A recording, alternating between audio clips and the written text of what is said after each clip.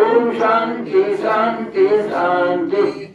एक ओम सद्गुरु परमात्मा की जय, ब्रह्मणी माता जी की जय, मास्प्रभा की जय, चैतन्य भगवान की जय, बजरंगबली की जय, शंकर भगवान की जय, गंगा माता की जय, काली माता की जय, दुर्गा माता की जय, सच्चे दरबार की जय, स्थान देव की जय, बाल गोपाल की जय, अपने अपने गुरु परमात्मा की जय।